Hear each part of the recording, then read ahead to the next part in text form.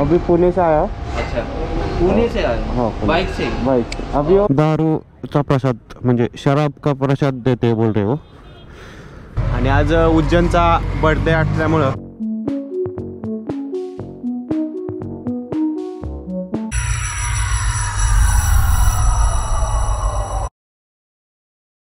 Good morning मित्रांनो, कसे आहात सगळे? तर तुमचं स्वागत आहे पुन्हा एकदा आपल्या पुढच्या ब्लॉगमध्ये। आजचं तुम्हाला माहितीच असेल, रात्री आपलं सकाळी 4 वाजलेले आहेत पुण्यावरून उज्जैनला यायला।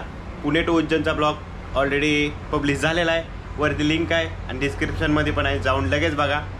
हा व्हिडिओ झाल्यानंतर बघा। बाकी आजचा आपला प्लॅन आहे महाकालेश्वर मंदिराला जाणार। आपण 12 ज्योतिर्लिंगापैकी एक मंदिर आहे ते महादेवाचं, तर तिकडे चाललेलो आपण। हॉटेल रूम घेतली होती, पूर्ण पसारा तसंच आहे, आल्यावर आवरायचा। आणि मेन म्हणजे मी लास्ट ब्लॉगमध्ये सांगितलं होतं आपल्या तुमच्यासाठी एक सरप्राईज आहे। सरप्राईज म्हणजे तर आपले स्पीटी रिटर्न भाऊ हर्षद भाऊ आलेले आहेत, तर पूर्ण स्पीटी मारून। Hello sir, good morning. Thank you धन्यवाद। पुढच्या वेळेस आम्हाला पण घेऊन जावा, यावेळेस पण चला। चला तर आता आपण उज्जैन एक्सप्लोर करूया। बाकी आता तुम्हाला भेटतो गाडीवर, सामान असंच आहे, फक्त आता हेल्मेट घेऊन जायचं आपल्याला। चलो चलो। तुम्हाला माझ्या गळ्यात फ्लॅग दिसत असेल, ते हर्षद भाऊने आपल्यासाठी आणलेला आहे, आपल्या बाईकसाठी, आपल्या लालीसाठी। लडाखचा फ्लॅग, लडाखला नाही गेली तर म्हणून काय आलं, फ्लॅग तरी आला आपल्यासोबत। चला पटापट फ्लॅग बांधून घेऊ। आणि हर्षद भाऊची गाडी बघा, स्पीडी रिटर्न गाडी, पूर्ण सिमेंट मारल्यासारखं झाले। काय किती घाण, नंबर तर आहे का गाडीवर? अरे बाप, आपली लाली।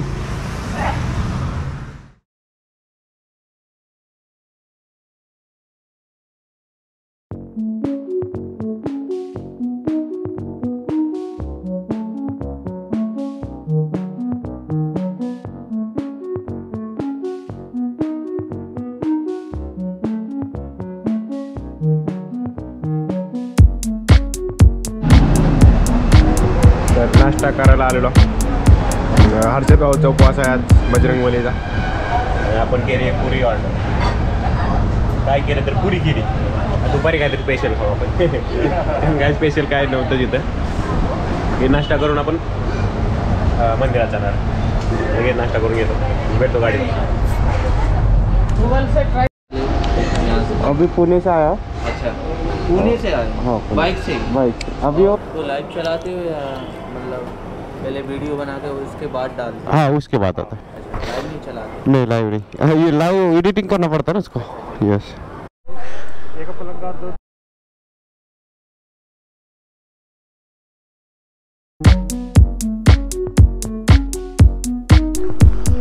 तर इथं मंदिरांची लिस्ट आपण काढलेली आहे का आणि तरी नंबरनुसार आपल्याला लावून द्यावं लागेल। 12 टेम्पल आहे, मेन 12। चलो धन्यवाद। वो मैप पे वही दिखा रहा है इंदौर का, यहाँ में नहीं, दूसरे कंफ्यूज हो गए। इंदौर का खजराना गणपति। अच्छा, वही बड़ा गणपति है, दोनों अलग-अलग फर्क। हां हां, ठीक। थँक्यू। तर हे 12 गणपती आहेत, असे आपल्या 12 टेम्पल आहेत। ऐतिहासिक वारसा लाभलेला याला, म्हणून तो उज्जैन फेमस आहे फक्त मंदिरांसाठी।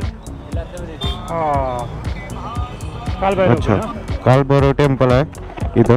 तिथं देवाच्या मूर्तीवर कालभैरवाला दारूचा प्रसाद म्हणजे शराब का प्रसाद देते बोल रहे हो, तो हाताने पाजतात मूर्तीला।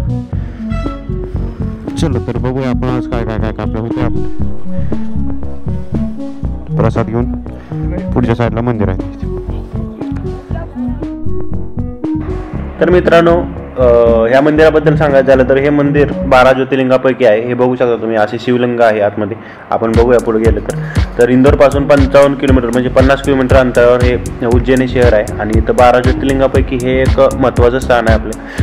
बाकी आणि हे काम चालू आहे जरा बाहेर, भरपूर मूर्त्या वगैरे लावा लागलेत। तर 1736 चालू केलं आणि नंतरच्या काळात त्यांच्या पुत्राने म्हणजे दादाजी शिंदे यांनी वेळोवेळी याचं उचित बदल करून हे मंदिर पूर्ण केलेलं आहे।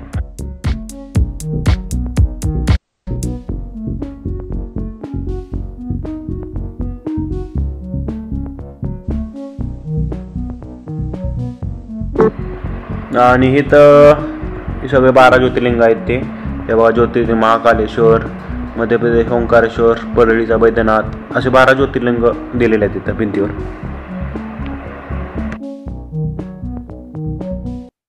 हे आहे आपलं दुसरं मंदिर जे की बळा गणपती म्हणून ओळखलं जातं. कारण इथल्या गणपती म्हणजे आपल्या गणपती बाप्पाची मूर्ती एवढी मोठी आहे, विशाल असल्यामुळं, एकदम विशाल अशी मोठीची मूर्ती असल्यामुळं या गणपतीला बळा गणपती असं म्हणतात. आणि या गणपतीचं विशेष म्हणजे इथल्या जी महिला आहेत ते या गणपतीला आपला भाऊ मानतात आणि रक्षाबंधनाच्या दिवशी राखी बांधून त्यांना नमस्कार करतात. तसेच या मूर्तीला पद्मविभूषण पंडित सूर्यनारायण व्यास यांचे वडील विख्यात विद्वान स्वर्गवासी पंडित नारायणजी व्यास यांनी बनवलेली आहे इथं. आणि हे पंचमुखी हनुमानाची मूर्ती पण या मंदिरामध्ये बसवलेली आहे. महाकालचं दर्शन झालेलं आहे. आता महाकाल महादेव मंदिर मस्त होतं. आता आपण चाललेलो आहे काळभैरव मंदिर. काळभैरव म्हणजे उज्जैनच्या गल्लीबोळातनं आपण निघालोय. मग आता काळभैरव नंतर जेवण करायचं. मग नंतर रात्री तुम्हाला बघायला मिळेल रामघाट म्हणून आहे. रामघाट रामाचं मंदिर आहे. मग राम मंदिरात जाणार रात्री. कितना दूर आहे? तर मंडळी आपण पोहोचलेलो आहे काळभैरव मंदिरामध्ये. काळभैरव मंदिर आहे उज्जैनपासून बाहेर आहे थोडंसं 5 किलोमीटर अंतरावर. आणि या मंदिरामध्ये तुम्ही बघू शकता मोठी अशी काळभैरवाची मूर्ती आहे. आणि या मूर्तीला शराब म्हणजेच दारू म्हणजे आपल्या भाषेत दारू मदिरा याचा भोग चढवला जातो. आणि या मूर्तीमध्ये ही दारू कुठं जाते अजून ह्याचं रहस्य कोणालाच अजून कळलेलं नाही आहे. एवढंच काय तर इंग्रजांच्या काळात पण म्हणजे या पुजाऱ्यांच्या पंजोबाच्या काळात आजोबा पंजोबाच्या काळात एका इंग्रज शिपायाने म्हणजे इथं खांदून बघितलं होतं मूर्ती शेजारचे वगैरे काय रहस्य आहे. तर त्याला पण काही सापडले नाही हातात. शेवटी तो काळभैरवाचा भक्त झाला. अशी इथली एक गोष्ट आहे. भैरव बाबा की जय. तर मित्रांनो हे बघू शकता तुम्ही सगळे मंदिरच आहे तिकडं 5-6 किलोमीटरवर. तर हे शहरच मंदिरांचं आहे. असं म्हटलं जातं की मंदिराचं शहर उज्जैन आहे. तर हे आपलं तिसरं मंदिर बघायलाच आपल्याला आजचा दिवस गेला आहे. 3 वाजलेले आहेत. आता आपण चाललेलो आहे रूमवर. नंतर मग रात्री आपण रामघाट पण बघणार आहे. तिथं मंदिर नाही फक्त रामघाटच आहे. तर रामघाट पण बघणार आहे आपण पुढे तिथं जाऊन. तर मस्त आहे उज्जैन पण. तुम्हाला पण यायचा प्लॅन करायचा असलं तर करू शकतात का, पण 4-5 दिवसाचा करा कारण 1-2 दिवसात काय होणार नाही. आपले 2 सबस्क्रायबर नवीन वाढलेले आहे त्यांचे. One eternity later. तर मित्रांनो आपण रिटर्न आलो. काळभैरव मंदिर लास्ट केलं नंतर उन्हात काय होईना मग आलो. मग रूमवर येऊन झोप एक काढली. आता उठलो फ्रेश बेश झालं. मग आता परत राम मंदिरात जायचं. तर राम मंदिर रामघाट आहे तिथं. रामघाट म्हणून आहे तिथं. आता कसं आहे बघूया. फोटो वगैरे काढू. आणि ह्या कॅबचं तुम्ही मागच्या ब्लॉगमध्ये पण बघितलं असेल. तर ही कॅब आपल्यासाठी खास आलेली आहे स्पिटी मनालीवरून माल रोड ती आणली आपल्यासाठी या स्पिटी रिटर्न या माणसाने. थँक्यू हर्षद भाऊ.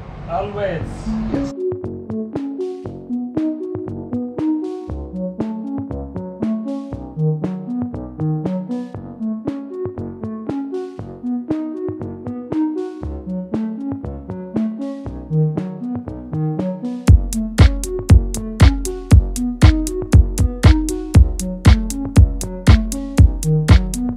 तर मंडळी बघू शकता तुम्ही माझ्या आपल्या पाठीमागं आहे प्रभू श्रीरामांचं रामघाट.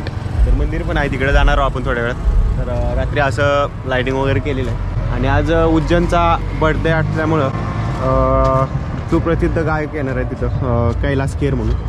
आणि आपल्या हर्षद दादा फोटो काढत आहेत. आणि हेच फोटो तुम्हाला दिसतील आपल्या इंस्टाग्रामला खाली ID आहे आणि डिस्क्रिप्शनमध्ये पण आहे. लगेच जाऊन फॉलो करा आणि चांगले झाले फोटो बघा.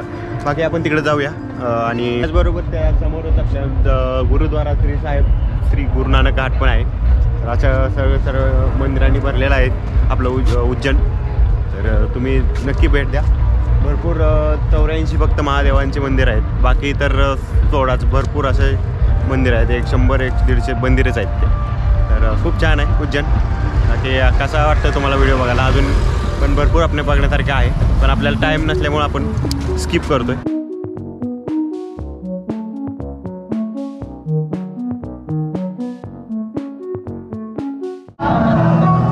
मित्रांनो आपले आरती मिस झालेले, तिकडून येतो इथं पार्किंगला वगैरे टाईम लागला. तर बाकी आता यांचं फंक्शन चालवलं आहे, ते खैर आलेलं आहेत गायक. तुम्हाला मंदिर बघायला भेटेल फक्त बाहेर.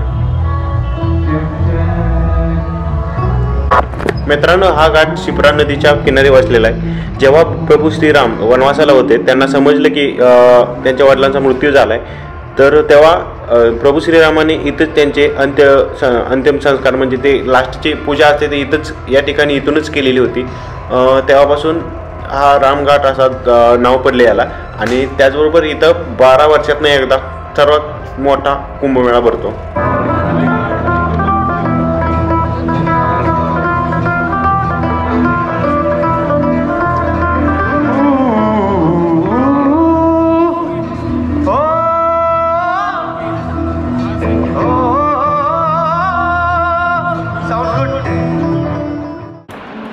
मित्रांनो शिप्रा नदी ही उज्जैनमधून मुख्य नदी आहे. या नदीच्या किनारी सगळे मंदिर वसलेले आहेत. तसाच हा रामघाट पण शिप्रा नदीच्या किनाऱ्यावर वसलेला आहे.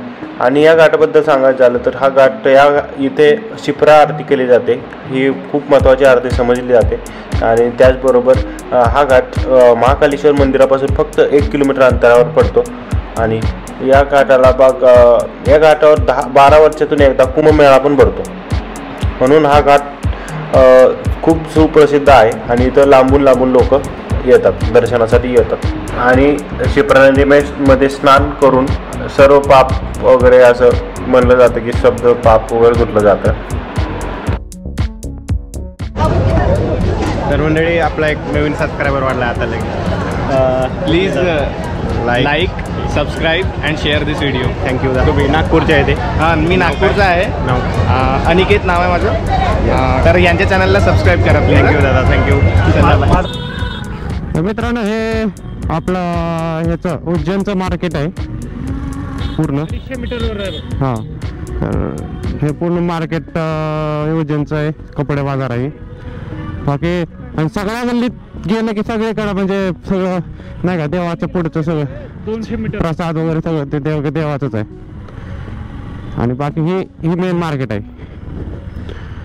पुढं पण मंदिरच आहे. सगळ्या प्रत्येक चौकात मस्जिद आणि मंदिर जास्त आहेत हिंदूचे, मस्जिद पण तेवढेच आहेत म्हणजे थोडं कमी. तर मित्रांनो आता उद्या सकाळी लवकर निघायचं आहे. तर हे होते हॉटेलचे मालक कुंदन सर. तर इन्होंने बहुत मदद किया हमारा. तो सुबह आपको पता ही है, तुम्हाला माहितीच आहे आपण 4ला आलेलो होतो. त्यांनी मदत केली आपल्या सकाळी के सामान बिमान वगैरे आणून लागले. तर थँक्यू बॉस. थैंक यू कुंदन भाई. रात को हम लोग मैं यहाँ पे 1:30 बजे पहुँचा था, तभी इन्होंने वही किया जब 4 बजे. तो ये सोए कब थे और उठे कब थे ये तो पता नहीं है, but thank you very much, बहुत अच्छा लगा. फिर नाइट ड्यूटी खत्म करके दिन के टाइम पे भी इनको कॉल करके मैंने 2-4 बार पूछा कि ये कहाँ पे, वो कहाँ पे, खाना कहाँ पे अच्छे लगे, ये सारी चीज़ें. तो बहुत अच्छी हेल्प की है. अगर कभी आप उज्जैन आते हो तो बिल्कुल ये होटल पे कैलाश नाम है, एकदम रेलवे स्टेशन के सामने ही है. तो बिल्कुल यहाँ पे आइए. कसा वाटला आजचा ब्लॉग? आजच्या दिवसात आपण 2-4 टेम्पल्स फिरलो. बाकी गर्दी वगैरे असल्यामुळे झाले नाहीत आणि खूप वेळ काढून यावं लागतं. भरपूर टेम्पल आहेत. मला वाटलं तर फक्त महाकालेश्वरचं टेम्पल आहे महादेवाचं, पण भरपूर टेम्पल आहेत. बाकी नंतर कधीतरी येऊया आपण नक्की. मस्त वाटलं, तुम्हाला पण आवडलं असेल नक्कीच. तर इथंपर्यंत बघितलं तर प्लीज लाईक करा, त्याचबरोबर कमेंट करा. आणि ज्याने कोणी आतापर्यंत अजून सबस्क्राईब केलेलं नाही आहे त्यांनी प्लीज सबस्क्राईब करा. त्याचबरोबर आता उद्याच्या ब्लॉगमधला आपला रिटर्न जर्नी टाकवायची. त्याचबरोबर नर्मदा घाटावर जाणार आहोत. तर खूप मजा येणार आहेत. दोघं आहेत एकामागे एक मध्ये. तुम्हाला माहितीच आहे आपली राईड कशी असते. आणि आपलं पॅकिंगचं झालेलं आहे, त्यांचं चालू आहे हर्षद भाऊचं. एवढं का लवकर चला चला. तर आता फक्त ह्यातलं डाटा कॉपी करून झालं की आपलं पण पॅकिंग झालं. लगेच झोपायचं, 3ला उठायचं, अजून लगेच 3ला रिटर्न जायचं आपल्याला. तर भेटूया आपण नेक्स्ट ब्लॉगमध्ये. तोपर्यंत tata bye bye, Ram Ram, Deccan bye.